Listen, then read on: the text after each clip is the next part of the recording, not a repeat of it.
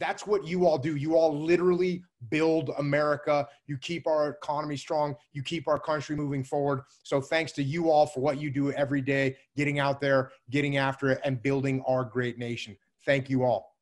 Welcome to your evening update. My name is Alexa. I'm the head of online community here at Housecall Pro, and I'm your host for the Home Service Evening Update. I'm joined by my co-host, Roland, who's co-founder of Housecall Pro, Mel, our Senior Vice President of People, and Brooks, our COO. Each evening at 5 p.m. Pacific Time, Monday through Thursday, we share the state of the world according to the home service industry, and we focus on one main topic or guest. We are really excited to welcome Jocko Willink to our show tonight, and we're going to have him come on. You probably already got a sneak peek of him here in about 5 to 10 minutes after Mel is done with our State of the World. We are actually doing a book giveaway for attending tonight. So here's the instructions, and we'll post this again and talk at the very end. Take a screenshot of our interview with Jocko tonight and post it on your social media with one key takeaway that you get from tonight's webinar. Post the screenshot on a Facebook thread. We're going to be posting the URL there with all the contest instructions. It's pretty straightforward at the very end. So make sure you're paying attention, taking notes. We really want you to have some good takeaways tonight. And if you are wondering where to watch past episodes, make sure you go to YouTube, Housecall Pro. There's a whole coronavirus evening update playlist on there for you. And make sure you are in the Facebook group. We're going to post a link here in the chat if you are not already. There's over 2,800 pros in there who are going through the same thing as you right now, and they're supporting one another. So with that being said, I'm going to pass it over to Mel for our State of the World news, and Jocko and I will be back in a few minutes. Thank you and good evening. Thank you for joining us. Welcome back for those who have been here before, and welcome for the first time for those of us joining, especially with our great guest tonight. I'm Melina Fairley, Senior Vice President of People at Housecall Pro. Please feel free to call me Mel. And we do come to you live Monday through Thursday at 5 p.m. Pacific to give you a daily recap of what's going on in the news related to coronavirus so that you can focus on other things throughout the day. And we also bring you information, guests, advice, and hopefully a little bit of inspiration during these challenging times. By way of introduction, I am not a reporter. I do play one here every night. I'm not a doctor or lawyer, rather, I'm a human resources professional with over 20 years of experience. I'm also on the personal side a homeowner. I'm a mom of 4 kids in the 6th, 7th, 8th, and 9th grade, so we are very busy these days trying to keep track of all the schoolwork. And I'm also a proud Naval Academy and Marine Corps wife. My husband, David, is a retired Lieutenant Colonel and F-18 fighter pilot. So we're super honored and excited about our guest Jocko tonight. So getting into your update, here's the update for Tuesday, April 28th, 2020. The Johns Hopkins dashboard is now reporting over 1 million confirmed US cases. And there you can see over 3 million globally. Yeah. Also, in the US, over 115,000 have recovered, and we've had over 58,000 deaths as of this afternoon. Notably, with global cases at just over 3 million and deaths at over 215,000 across the world, the US now represents 1/3 of the global cases and more than 1/4 of the global fatalities from coronavirus. In news from the White House, today President Donald Trump held a press conference with his daughter Ivanka Trump to talk about the Economic Stimulus CARES Act, which I know we're all following very closely. So with phase 2 of the Paycheck Protection Program, the PPP, now underway, the president reported that 450,000 loans have been funded during this phase 2, totaling $50 billion so far. The US government continues to evaluate the options to provide additional financial support for businesses, for individuals, to offset the economic impact of the COVID-19 pandemic. Today, we heard from US Secretary of the Treasury, Steven Mnuchin, that the US government is going to audit companies that received paycheck protection loans of $2 million or more.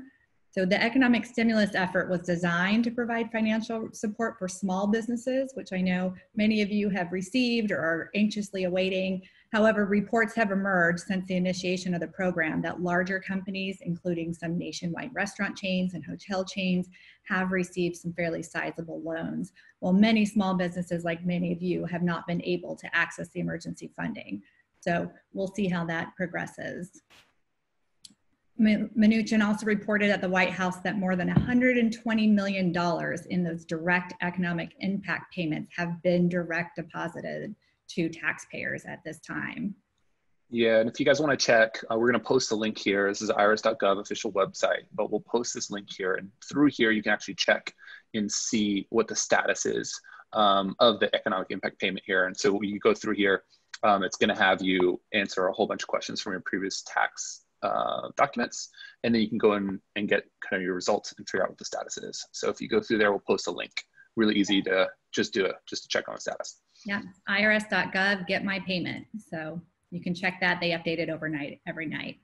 And finally, also announced today is that President Trump will sign an executive order meant to prevent a shortage of protein, of chicken, pork, and other meat on the American supermarket shelves because of coronavirus. So he's going to enact the Defense Production Act to classify meat processing as a critical infrastructure to keep production plants open.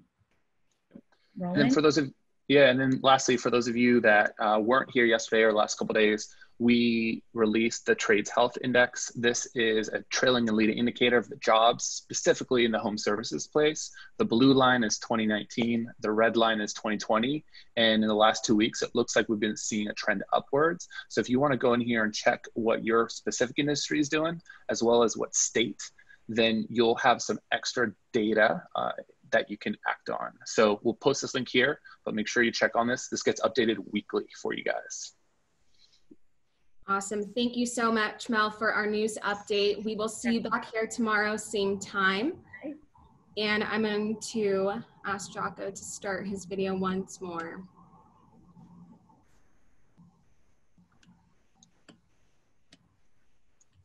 Welcome back. What's happening?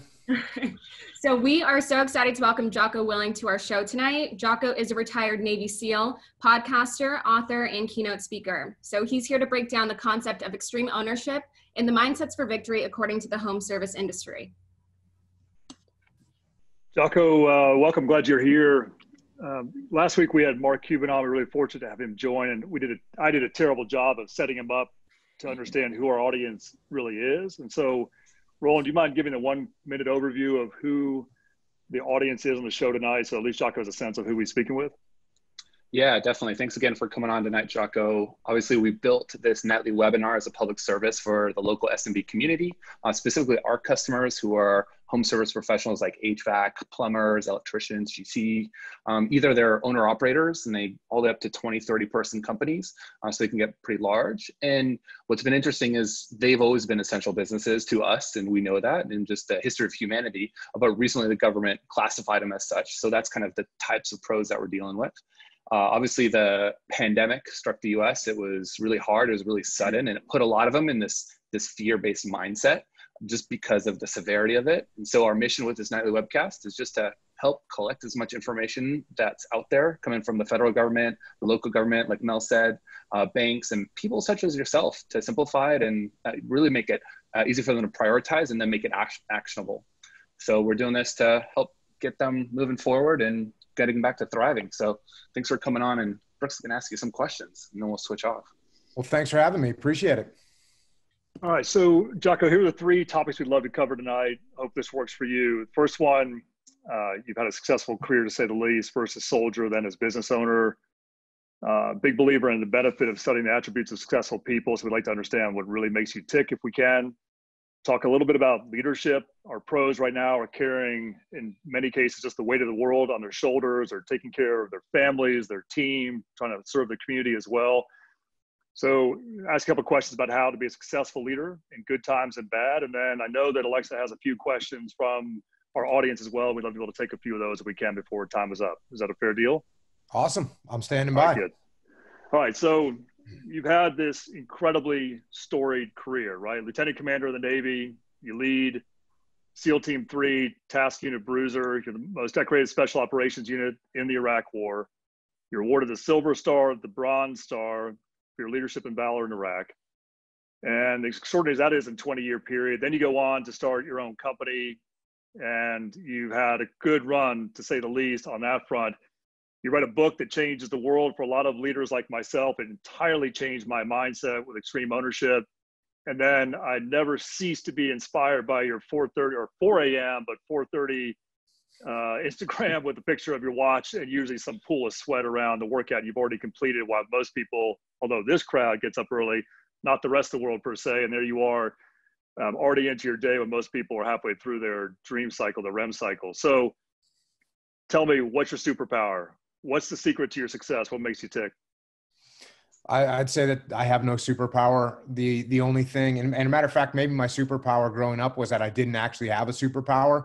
You know, going into, first of all, you know, when I was in high school, when I was in grade school, whatever, I was never that great at anything. And when I finally, you know, joined the Navy, which I did right after high school, all of a sudden I had a blank slate. And I realized that there was certain things they were going to put in front of me. And if I did them and worked hard, I could actually do pretty well at them. And so that got me on the right track. In the SEAL teams, I was never the fastest guy. I was never the strongest guy. I wasn't the smartest guy, but I was a hard worker. And I would put my nose to the grindstone and I would get after it. And that would, you know, make up for the gap that maybe I didn't have all the talent that some of the other guys had, but I would take it so far that maybe I would even surpass some of the guys that had more talent than me just from working hard. So I think if there's any talent that I have, it's just that I can get after it. I can work hard. So you just out-grind and outlast the other guys who just don't have that same tenacity that you have, right? Like, you know, I think it's probably a blessing and a curse to be the smartest person in the room. I don't have that liability, but, you know, some of the guys I work with, some of the men and women do. Yeah, I'll tell you, I'll bet on the grinder all day long because they just want to go wear other people out, and they're still running when the rest of the people run out of oxygen along the way.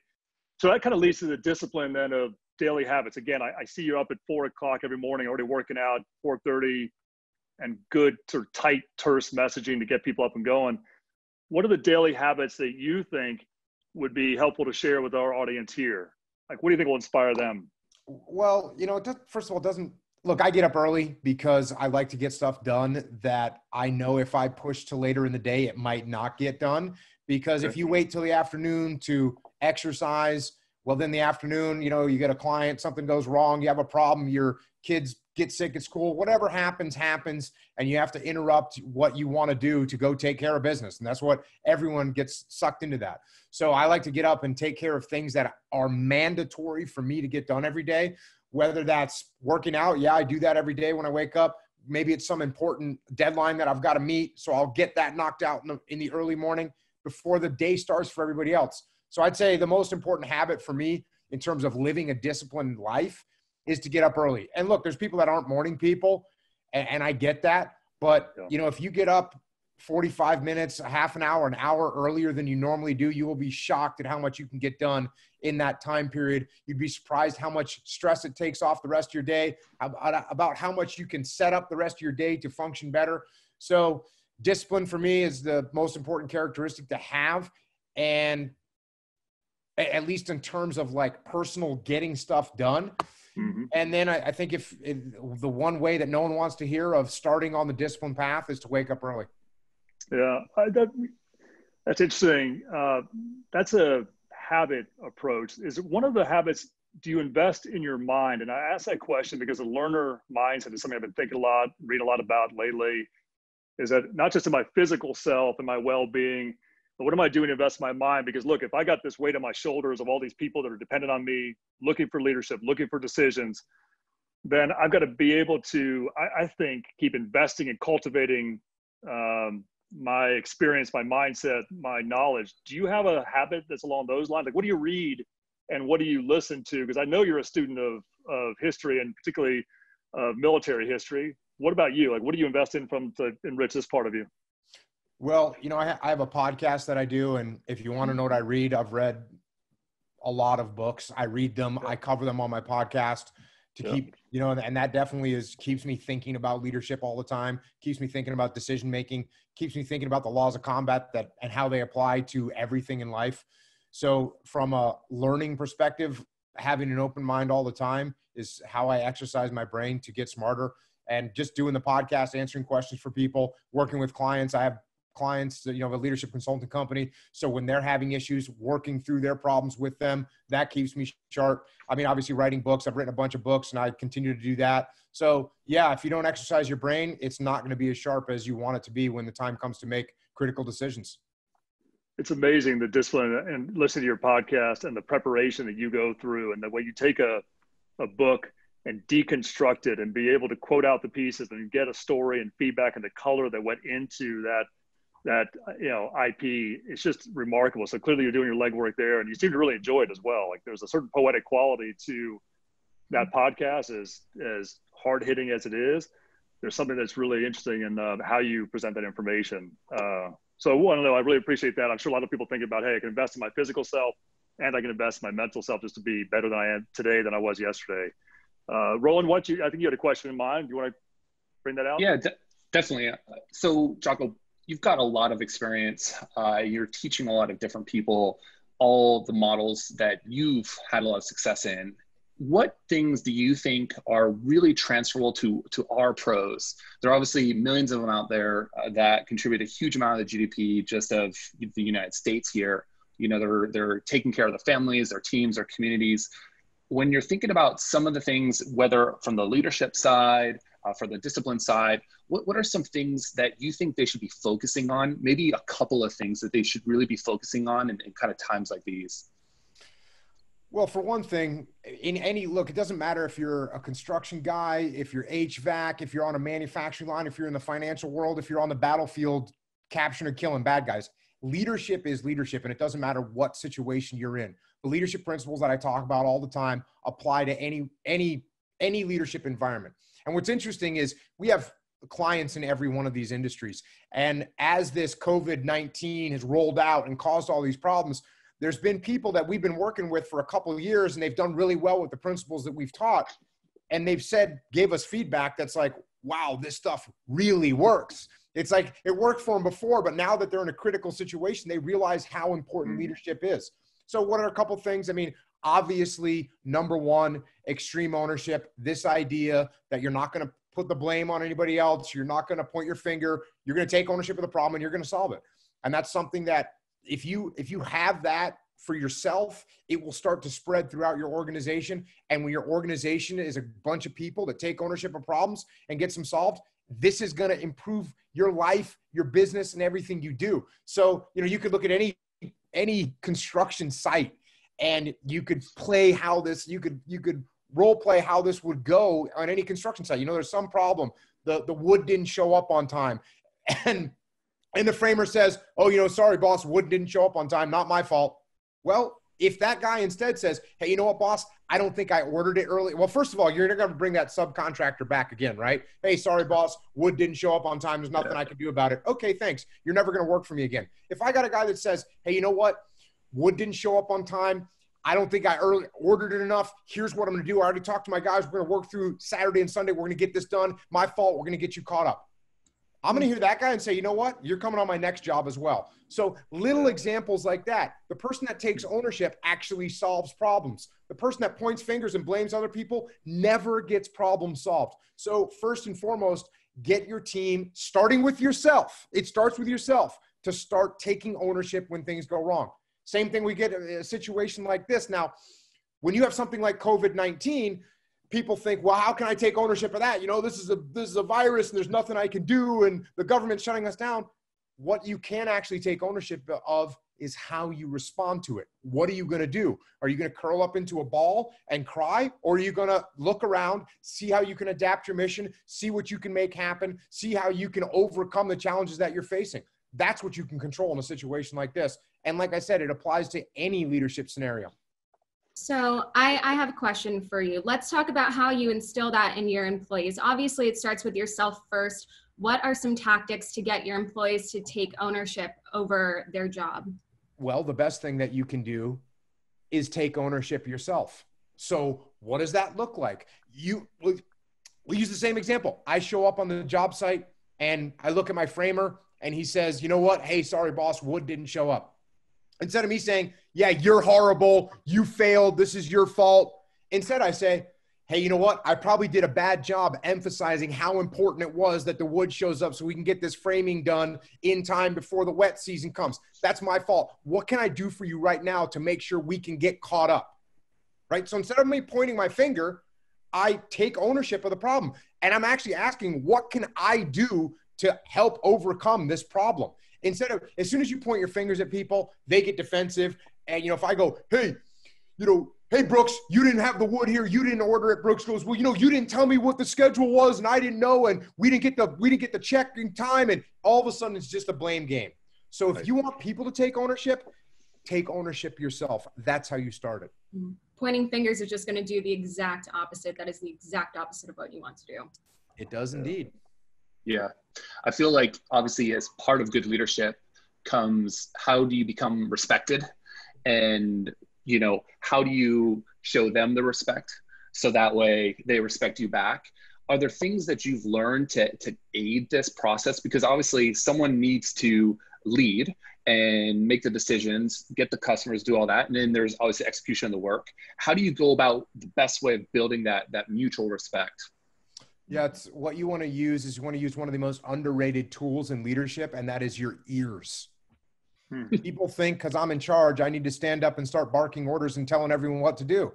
That's an instant way to actually lose respect. And in people's minds and people's twisted brains, they think if I'm up here yelling at people, people will respect me. But that actually the opposite is true.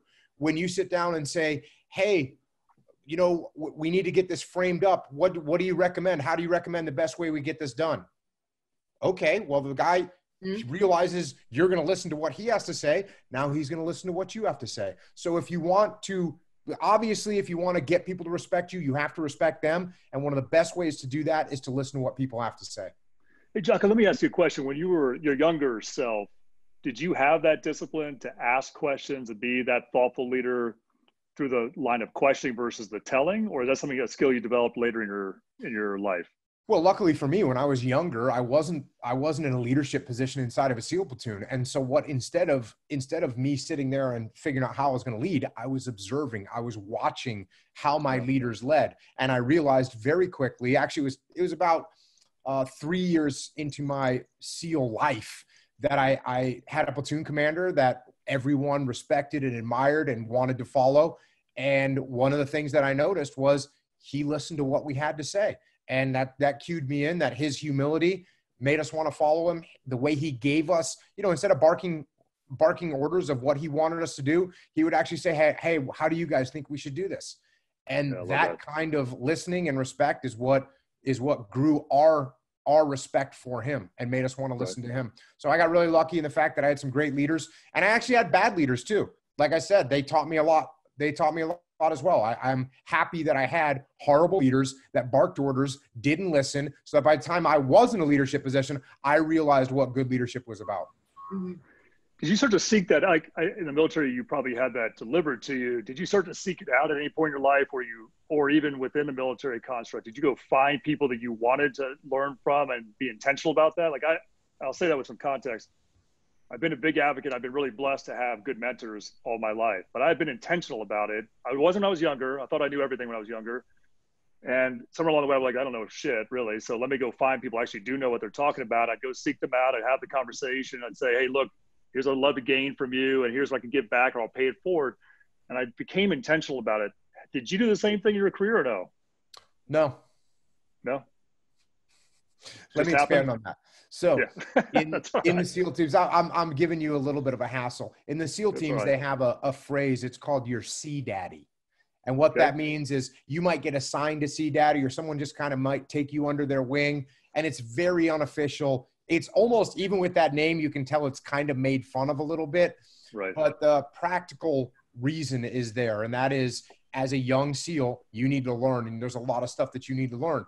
And so you are constantly looking for people to teach you. Now, I never had like an official conversation where I requested mentorship from somebody, but believe me, anybody with half a brain could tell that I was all ears. I wanted to learn. I wanted to do a good job. I was wanting to get critiqued. I was wanting to get told how I could do something better. And that's what that's what every good SEAL is like when they show up at a SEAL team. They're humble. They want to learn. And so even though there might not be this active official mentoring that happens, it is so embedded in the culture of the SEAL teams and the military that it's happening whether you realize it or not, whether you want it or not. And it adds a huge amount of experience to you just by listening to the experiences that other people have had. Yeah, that's awesome. Lucky you. I mean, that's just an amazing environment to be in, right? And to have that It is kind indeed. of example all day long. Okay, Roland, sorry, I don't want to hijack your line of questions. No, it's okay. I feel like one thing that always stuck with me after reading just Extreme Ownership is like the extreme situations that you've personally been in. And our pros are obviously, you know, this pandemic is extreme to them, but you've gone through some pivotal moments yourself. What are some of those pivotal moments that you've gone through that maybe our pros could learn a little bit from to then take into the situation that they're now under? Because they're just entirely different levels of extreme. Yeah, well, we all go through extreme situations. And I mean, in the construction industry, you know, you have people get hurt, you have people get killed, you have major problems. You know, you could make a mistake on a job that costs you hundreds of thousands, if not millions of dollars. You could lose your whole business because someone did something stupid. I mean, there is a lot of, and I've worked with a lot of construction companies, and I worked construction when I was a kid. So I always enjoy working with companies, but believe me, I see the hard side of it. And, you know, big construction companies are working on a tiny profit margin. So it's a very challenging business. There's a lot of pressure there. And yeah, I've been through some very, very intense pressure situations in my life, and over and over and over again. And what I learned and what I ended up teaching to young SEALs when they get in those situations, the most important thing that they have to do is learn how to detach. Learn how to take a step back, learn how to mentally detach from the chaos and mayhem that's happening, detach from their own emotions so that they can make good decisions, not based on their emotions, not based on a screaming client, not based on a hazardous situation, but based on what is actually unfolding. And the only way you can do that is if you can take a step back, take a breath, detach, look around, make a call, and execute. And if you can learn to do that, your whole life as a leader and as a human will change, because no one makes good decisions when they're emotional. No one makes good decisions when they're panicked. No one makes good decisions when they're scared. So you have to, and no one makes good decisions when there's chaos that they're directly involved in, because you can't see everything that's happening. So what you have to learn to do is detach, take a step back, take a breath, look around, and make a call and execute. So Yeah. I have a follow-up question to that. How do our pros watching start practicing that and being more aware of becoming detached and being able to take a deep breath and assess the situation? It's a lot easier said than done, I think. Yeah, so what you need to do is you need to pay attention to your emotions. And when you start gritting your teeth, or you start clenching your fists, or you start raising your voice, that's a red flag. All those things, you know what they are. You're starting to lose control of your emotions. You have to catch it early. Once you lose control, you lose your temper, you lose respect, by the way. Mm-hmm. And you know, sometimes people think, you know, oh, when I was a kid, my dad would lose his temper and no one would mess with him. It's a positive thing. It's totally wrong. As you get older, you realize if you lose your temper, losing your temper is a sign of weakness. It means you can't control yourself. If you can't control yourself, how can you control me? How can you control this job? How can you control anything? How can you lead? So pay attention to your emotions. When you feel them start to fire, take a step back, take a breath. You know, one thing that was interesting, people talk to me about, do you use some kind of a breathing meditation? No, I don't use any breathing meditation. So listen to this. When you're in the SEAL teams and you're going to talk on the radio, especially from a leadership position, you don't want to sound like you're panicked or like you're scared or like you're freaking out, because that's going to cause everyone else to panic and freak out and be scared. So I always made it a very distinct point to, when I pressed my push to talk and I was going to say something on the radio, I would say it like there was I had everything under control. Mm-hmm. So I'd get instead of getting on the radio and saying, everyone needs to move to building 54 now, where now everyone freaks out. Why is he freaking out? There's something going wrong. No, I'd get on the radio and say, everyone move to building 54 at this time, go. And people would say, okay, cool. Jocko's good. We're good. So that's not a breathing tactic that I'm meditating. No, it's called just controlling your voice and not freaking out. And if you do that, that will start to put you in check. So if you start raising your voice, if you start yelling and screaming, you know you've gone too far. Stop. Say, you know what? Hey, hold on. Let me think about this for a second. I can see I'm losing my temper. And you know, I'm losing my temper because I care about this job and I care about you guys and I want to do a good job for the client. It's making me get emotional. let me just take it. See, what I did was take a little ownership of that. So you take ownership of that and you say, let me take a step back. Let me think about this. Give me 5 minutes. Let me sort out an idea for a solution. Let me get back with you. And people go, oh, okay, cool. So that's what you do. Pay attention to your red flags, I call them. Things that are telling you that you might be getting triggered, for lack of a better word. Mm-hmm. Right. Yeah. Emotional and physiological too. Yep. So you talk a little bit about, there's times to be decisive. So when you push the talk, you say, hey, we're going to building 54. You're being decisive, and that's the action you're going to go pursue.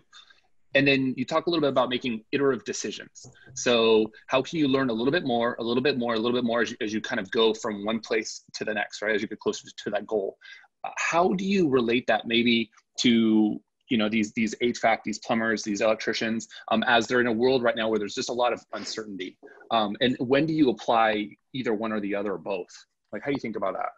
Well, those are actually very big questions. We never know exactly what is going to happen, right? And so we're not certain about anything. And this COVID thing, the way it's unfolded, has been a very good example of no one knowing what's going to happen. Mm-hmm. And so when you don't know what is going to happen, first of all, don't try and act like you do. Don't try and put on a front in front of your team that you know everything, because they're going to see right through it. And even if they don't see through it, whatever you said you thought was going to happen, I guarantee won't happen, because Murphy's Law. And so when you say, don't worry, we're going to pour concrete tomorrow, it's not going to rain. The minute you say that, like, the clouds shift and rain starts coming your way. That's what's going to happen. So don't guarantee things. Don't make big commitments. So what do? Iterative decision-making means you make basically the smallest decision that you can based on your best guess of what you thought was going to happen. That's iterative decision-making. So if I think it might rain tomorrow and we're supposed to pour concrete, and I think there's actually a pretty good chance, well, the first thing I'm going to do is I'm going to say, you know what? Is there any other dates we could move this concrete pour to? So I'm just checking. And now I'm setting up, you know what, if we don't pour it this day, can we pour it on Thursday? Okay, well, it turns out they're blocked that day, but we could get it done on Friday. Okay, so all you've done is just done a little step to see where it's going to go. And now you look at, where does this back up the rest of our schedule, and what else do we need to get done? And if it rains and we got mud, real mud, how long is it going to take to clean that up? And by the way, you know what? Let me call Bill, who's going to clean up my site for me, and see if he can get 4 guys over here on Thursday after it rains. Okay, he can do that? Cool. So I've just, now by the time I say, you know what, now it's turned into an 80% chance of rain, I've already made steps in the right direction that I can make a call and say, you know what, cleanup site tomorrow, Bill and his guys, we're pouring concrete on Friday. That's it, done deal. That was at 7 o'clock at night or 6 o'clock at night that I made that call when it reached 80% chance of rain. What if in the beginning of the day, the same thing, I heard it might rain tomorrow. By the end of the day, you know what they say? Oh, actually, wind shifted, 10% chance of rain tomorrow. And I think, you know what? We're going to execute. All I did was invest a couple phone calls. I didn't make any huge changes. And now I can stay on my normal schedule. So that's all it is. Think about what you know, make the smallest decision that's heading in the direction you think might happen. And then eventually, to your point, when are you decisive? You're decisive when, okay, we need to make a call now. We need to make a call. I'm either having everyone on hold and they're sitting around and waiting and canceling other jobs for me, and then I end up doing something different because things changed. Well, that's not good. So at a certain point, I say, you know what, it's time to make a call. I've got the information that I think is as accurate as I can get it, and now I'm going to make a decision. That's interesting. Like, you feel like this thing that it's out of your control, but if you break it into small pieces, you take some proactive steps, I think you can get things back in your control and be able to problem solve your way through it, right? That is 100% right. There are going to be tiny elements of things that you can't control in the world. We're talking about the weather. Hey, in the SEAL teams, guess what? The weather can affect your mission. If I'm supposed to hit a target somewhere and we're going to fly in helicopters to, go 120 miles to hit a target, and the weather turns bad and the helicopters can't fly, and I go to my boss and say, hey boss, sorry, weather went bad. I can't control that. It's not my fault. And the boss is probably going to believe you. The boss is probably going to say, yeah, you know what? You can't control the weather. If I actually was proactive, I would have had a contingency plan. If this was an important target, I would have said, you know what? If at this time it looks like the weather might go bad, we're going to take our vehicles and we're going to drive to a forward staging base that's closer, and then we'll be ready to assault this target with or without helicopters. Why would you not do that? So you can control a lot more than you think you can. And if you chip away at the things that you can't control, or chip away with the things that you can control, eventually that thing that you can't control is so small, you can outmaneuver it. I love that advice. Ian says the same thing. So Ian's your CEO and co-founder. He's always like, Roland, don't do that big one. You know, iterative, get your way there, get your way there, get your way there. So what you're saying like applies to so many things in life. So, you know, Jocko, I was on a call before this with one of our meetups, and there's a theme in here about like, look, these times are so extraordinary. I don't know if I've got this in me, right? I don't know if I can figure out the small piece. I don't think if I can create another proactive plan or alternative plan and take control of that. Like people are, you know, you can be stuck. You can be stuck in a state of fear or a sense of inadequacy, or I don't have this in me, I've never done it before. And I was thinking about, I'm reading a biography right now about Stonewall Jackson, right? And he was a pretty average guy when he was a professor, I think, at BMI. And he goes to the Civil War and ends up being one of the great strategists and military leaders, not only in that war, but in general. And he just rose to the occasion. He became something that he probably couldn't even have seen back then. How do you reconcile that in human beings? Like, because I know that, again, a lot of pros are trying to figure out, like, do I have what it takes to get through this extraordinary time in history? And no, it isn't going to be over in a month. It could be for months and quarters and even years ahead before we get back to any kind of normal. How do you think you reconcile that if you're talking to a pro who's trying to figure out if they've got the metal for it? Yeah, two things. Number one, if you're wondering if you have the metal to get through a situation or not, what is the alternative? Right. What's the alternative? Roll over? You know, roll over and die? Is that the alternative? No, that's not. You don't take it. You go, okay, what am I going to do to get through this? And then as far as human beings, you know, you talked about my podcast, Brooks, and I've had people on my podcast that were, you know, I had a guy named Captain Charlie Plum who was in the Hanoi Hilton, eating nothing, being tortured, being beaten for 6 years. Yeah. For 6 years. I had another guy, William Reeder, Colonel William Reeder, who was out in a jungle prison camp in Vietnam after his helicopter was shot down. Yeah. He was in a 2-foot tall bamboo cage in the middle of the jungle. His legs were shackled and he was trying to sleep, but he couldn't sleep because the rats were gnawing at the wounds on his legs. Right. I had a woman named Rose Schindler who was 14 years old when she went into Auschwitz concentration camp in Nazi Germany and was starved and horrified and beaten. And those people found the strength to get through these things. If people can get through things like that, we can get through pivots in our business. We can get through changing environments, and we can come out on the other side and win. That is a great message. And, you know, whether you use this theme of warfare, and you could argue this is a war that we're fighting right now that will go on for a while against a, you know, silent enemy in this case, and it's a global effort. But it brings back that same kind of like World War II spirit of like, I can get through this, or we can get through this together. And the durability of humans is never ceases to amaze you. Like in good times, it's hard to see it, but in times that are challenging is when people have a chance to shine. I think that message you just said for everyone in this audience that are struggling with the how to, can I questions, you're right. There's no choice, right? You got to go forward, or you're going to get picked off and just, well, die, get stuck. Let me ask you a question about your book, because it really did have a big impact to me on how I think about leadership. What made you write that book? What was the motivation for you in 2014, 15 when you published it? So when I got out of the Navy, I started working with companies teaching leadership, and the demand signal was very high. Eventually, I partnered up with a guy that worked for me in the Battle of Ramadi. He was one of the platoon commanders, Leif Babin. He started helping me out. We started working together. We started growing this business. As we grew the business, there was a huge demand signal of people saying, hey, do you have this stuff written down anywhere? Can you give us a pamphlet? Can you give us a handout so we can give to the people that couldn't make it to the meeting?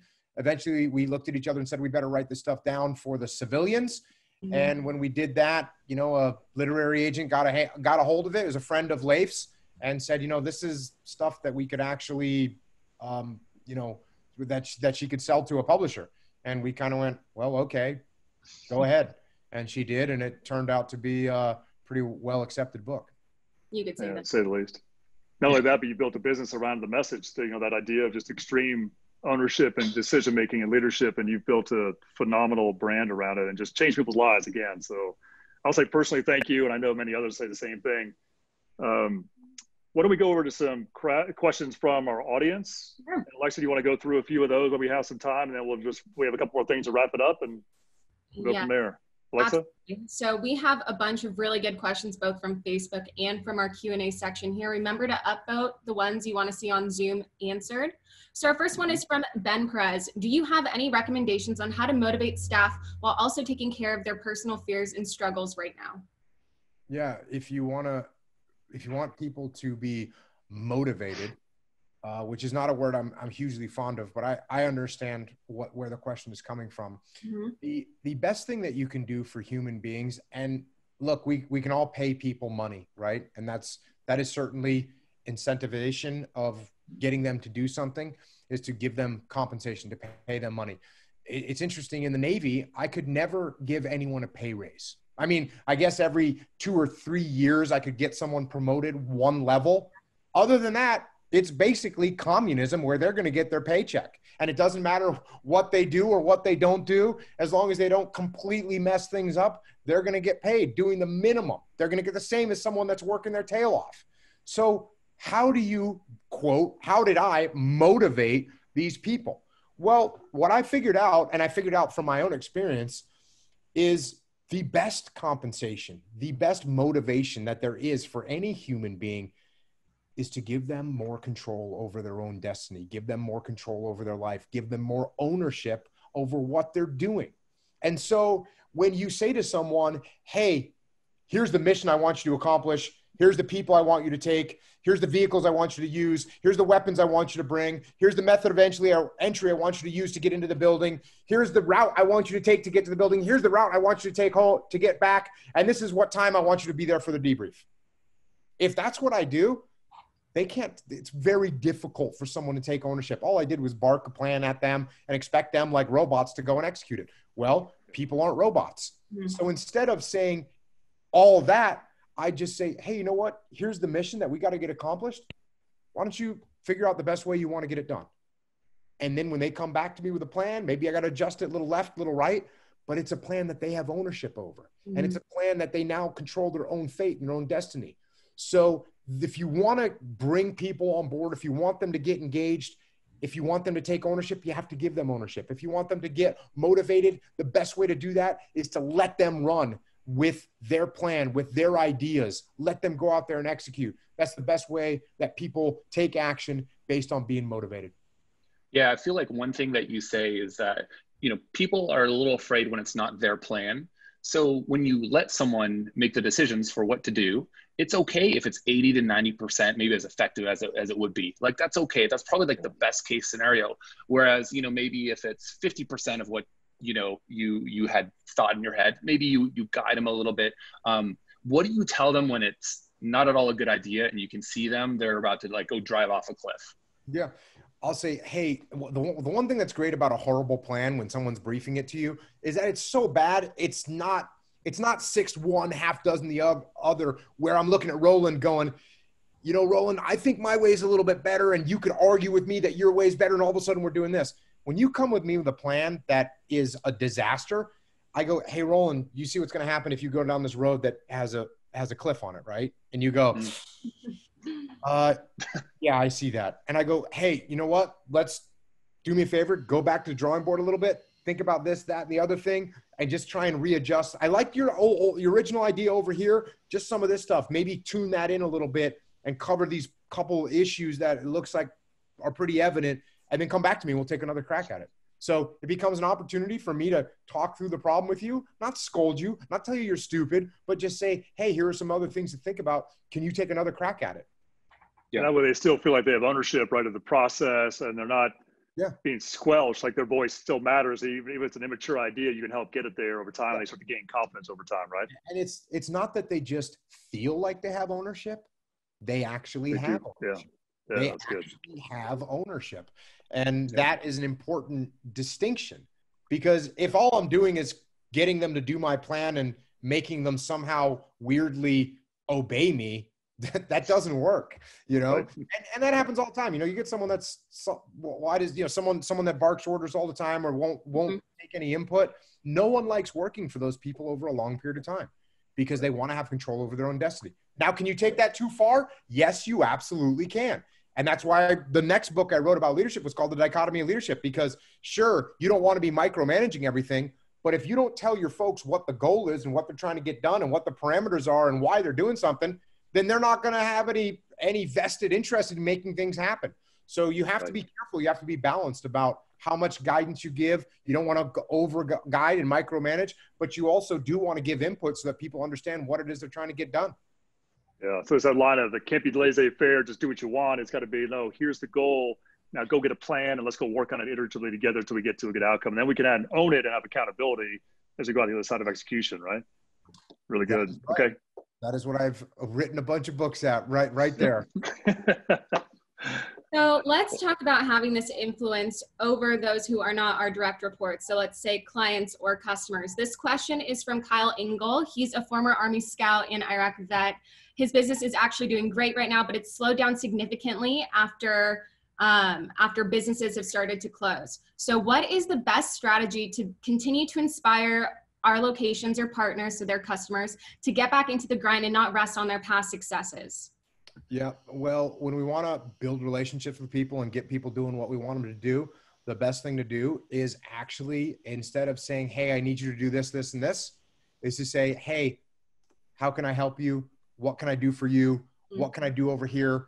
You know, the big thing, we had this great relationship. And if you don't know this, if you weren't in the military, you might not know this. Special operations forces don't always have the best relationships with conventional forces. And so why is that? It's because a lot of times the special forces guys have big giant egos and they walk in, or special operations guys have big egos and they walk in and say, hey, we're the best. You need to support what we're doing. And the conventional forces, who have a ton of combat experience and understand the battle space, look at them and say, you don't know what you're talking about. We don't want to work with you. So what you do is you actually subordinate your ego. And that's exactly what we did in Ramadi. When we showed up in the Battle of Ramadi, I went in and talked to the Marine Corps battalion commanders, the U.S. Army commanders, the brigade commanders, and said, hey, I'm in charge of the SEALs that are here. Here's some of our capabilities. What can we do that will help you? What areas do you want us to go into? How can we provide support to you? And that right there formed that relationship where then you fast forward a few months, I'm looking at the brigade commander saying, hey, boss, it might be a good idea to go over here. And he'd say, sounds like a good idea. Let's go do it. So build those relationships. And the best way to build relationships, especially in the initial stages, is to ask people what you can do to help them. Yeah, and that's a great golden nugget that I don't know if all the pros realize what you just said, which is, if you're out in your local neighborhood and you see a local plumber or you see their truck, stop by, give them a call, say, hey, I'm the local HVAC guy. Is there anything I could do to help? How's your business doing? Just starting to build those relationships right now during this time is going to be remembered pretty much forever. And there is no ego there. Maybe there is another plumbing shop and you are a plumbing shop. There's always great referrals that go back and forth. We see that here in San Diego. We see that across the nation, but I feel like pros don't do that enough. And now is a great time to do that. And what you just said is an exact example of that happening in another situation. Yeah. The 4 laws of combat that we talked about in extreme ownership: cover and move is number 1, simple, prioritize and execute, decentralized command. Cover and move, what that means is teamwork. It means helping other people out. And that there's a reason it's the number 1 law of combat. Mm-hmm. Okay, so let's see. 2 more questions. The last one is pretty quick, but this is the most upvoted one from Ryan Smith. With the current state of things, I found it harder to turn off my work brain while working more from home. Any suggestions to make the switch from work to life balance a bit easier? Yep. 2 things. Number 1, set up a space where you work, right? Don't work in your living room. Don't work on your kitchen table. I don't care if you have to go into a closet. When the Navy sent me to college and I had 3 little kids in my house, and I set up my workspace down in my crappy garage amongst my tools. And so that's what I had to do to get away from them and get in the mindset of, okay, I'm working now. The other thing is, so set up a workspace somewhere. Like I said, I don't care if it's your closet. I don't care if it's, your bathroom, whatever you got to do to make it happen, get some distance. And then number 2, change your clothes. So when it's time to work, put on some work clothes. Don't sit around in your sweatpants and your t-shirt and expect that your kids are going to treat you like you're at work. They're not going to understand it. So when it's time to work, Put on your polo shirt. You know, I got my polo shirt on right now. Why? Because I want to look good? No, it's because it's work time. And when my family sees me with my polo shirt on, they know I'm working. They don't bother me. And then when I'm done, I'm in my house right now. I'm in my bedroom. So what am I doing right now? When I get done with this, I'm going to take off the shirt. I'm going to put my t-shirt on. I'll put on some flip-flops, and I'll come out, and everyone in my family will know I'm done, and I'll leave my work in here. So those are my 2 recommendations. And that really stems from me telling that to military people and first responders, you know, police and firefighters, especially police, who have a tendency to bring their work home with them. They're working a 10-hour shift. They come home, they got their uniform on, they're in their cop car, and they get home and they're just still a cop. And I say, when you get home, get in your bedroom, take off your uniform, and put on your home clothes so you get that distance from work. Yeah. That's awesome. Those are so good. Set boundaries and put on pants, everyone here. Good call. And then a quick question from Jacqueline Goodrich, and this is one we had a lot of. Jocko, what is your favorite book that you would recommend to our audience? My favorite book is called About Face. It is written by Colonel David Hackworth. It's the first book that I covered on my podcast. And I am actually writing a foreword for that book. And so, yeah, it's a real honor to be able to do that. It's not a leadership book, but it is a leadership book. It's just a book about a guy's experience in the military. He was towards the end of World War II, but he fought in Korea, battlefield commission, and fought in Vietnam, highly decorated, and just an incredible amount of knowledge in there when you read it from a leadership perspective. I'm gonna go add that to my Amazon. Yeah, no, we're all on Amazon right now. Just a heads up, it's 800 pages long, so it's not a quick read. Audiobook? Can I listen to it when I wake up at 4 a.m. now? There actually is an audiobook that just came out this year. Nice. All right, so I've got a question for you here. You shared a lot of actionable insights here to everyone. We want to make sure we keep having great guests just like yourself on here that want to give back to our community. So knowing our audience now, you talked to them now for a little bit, who do you think we should have on the show next that you can introduce us to, and why? Well, it'd be pretty easy for me to introduce you to someone else from the Echelon Front team. The only unfortunate thing with that is they're going to say the same stuff I'm saying. There's nothing wrong with that, but it's the same principles. You know, we all talk about the laws of combat don't change. So look at all these, Jocko, you've interviewed a lot of people in that podcast. And again, some amazing authors, people who have lived these extraordinary lives. Like, who do you think, I mean, I can tell you, you've inspired a lot of people today, myself included, our team. Who do you think that you've interviewed perhaps that would be a phenomenal inspiration to all of our people in the trades and the small businesses out there trying to survive and get to thriving? Anybody on that point you think of? Almost everybody that I have on is some kind of a military veteran. So I'd have to just think about who might work out for you, or who would be a good person to interview that's overcome some challenges. Okay. That'd be great. But I like your tactic, Roland, of trying to catch me live right now, making a promise that I'm going to get somebody cool to be on your podcast. And as you see, what you got from me is nothing. Good try, Roland. Don't worry. We're going to go take a look at that list and hit you up with some emails with some people that we're going to get, because Mark Cuban's getting Barbara Cochran for us, so we're still working on that. Cool. We get to shoot our shot. Come on. All right. And so our last question to you, we always think about what we can do better tomorrow, both individually and as a team. So Jocko, what do you think is the one thing that our audience should focus on tomorrow morning? People are always looking for the one thing. That's what I get asked that question 20 times a week, I would say. What's the one thing I could do with this? What's the one thing I could do as leader? What's the one thing I could do with something else? Look, life isn't one battle. Life is a campaign, and everything that you do, every decision that you make, it's not the most critical decision. You make 100 decisions in a day. There's probably only one decision a week that you make that has some long-term lasting effect on your life. But when you take those other 99 decisions and you add them up together that you made every day, and you add that up into a week, into a month, into a year, that's how you get better. Not by one thing, but by making the right decisions, small decisions over and over and over again. So pay attention to the decisions that you're making and make the right decisions of things that you know you should do, and that will lead you down a better path. It's the best answer we've gotten. Outstanding. That is. Okay. I love it. So thank you so much, Jocko, for spending this time with us, speaking to our pros. This was extremely valuable for everyone involved. Brooks, if you want to talk about Jocko's podcast and where they can find it, I know all of the pros watching will probably want to be listening to that.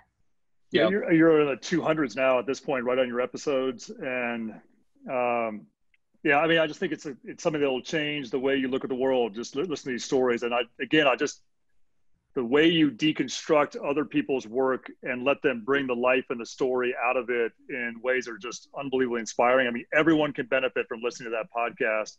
I don't care if you, I just don't care what part of the world you walk. That is just plain inspiration. And it's hard to describe. If you haven't listened to your podcast, it's hard to understand how unique it is, and just the approach, the methodical, deconstructionist approach. And again, that dichotomy of poetry that you have in there, I think I read that about you, is that your background is in English, and English major. If I was right about that, there is something poetic in what you're doing there in a very straightforward, metered, thoughtful way that is so unique to your signature. So I think everyone should listen to the podcast. I think everyone should read the book, Extreme Ownership. It may not change your life. I mean, it changed my life. It changed lots of other leaders I know. It will have an impact on you and the way you think and the way you ask questions, the way you lead. So I can't endorse it more than just to say, go read, go listen. And also just how profoundly appreciative we are of you being on the show today, because I know it's really going to affect a lot of people right now that they need somebody to say, hey, look, you got this, let's go. And I'm sure a lot of people got that message today. So thank you, Jocko.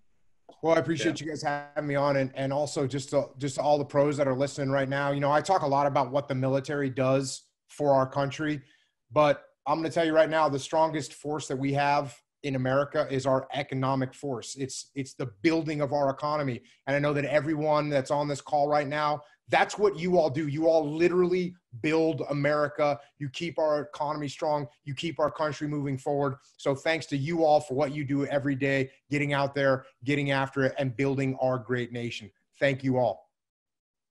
Thank you guys for spending your evening with us. I dropped the Facebook group in there. Jocko, you are more than welcome to join us in there as well. And I also put the link to tonight's broadcast, Jocko's Leadership Principles, in there in the chat. And other than that, thank you again for joining us. We'll see you all back here tomorrow at 5 p.m. Pacific. Talk to you then. Appreciate it. Bye, guys. Thank you, Jocko. Take care. Thanks, Alexa.